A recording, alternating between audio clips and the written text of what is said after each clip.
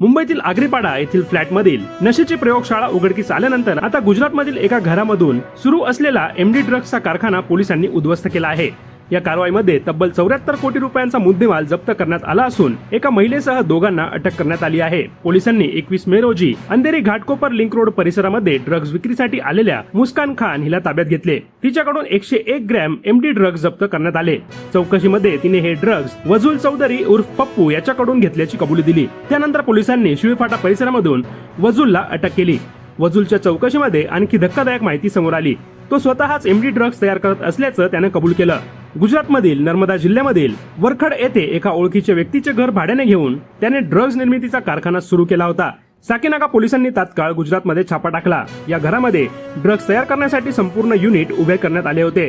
पोलिसांनी द्रव स्वरूपातील एमडी, विविध रसायने आणि ड्रग्ज बनवण्यासाठी लागणारे साहित्य असं तब्बल 74 कोटी रुपयांचा मुद्देमाल जप्त केला। या तपासामध्ये आणखी एक धक्कादायक बाब समोर आली। मुस्कान खान ही कॅब चालक म्हणून काम करत होती। कोणालाही संशय येऊ नये म्हणून ती कॅब चालवण्याच्या बहाण्याने मुंबईमध्ये ड्रग्जची विक्री करत होती। पोलीस आता या रॅकेटमध्ये आणखी किती जण सहभागी आहेत याचा शोध घेत आहेत।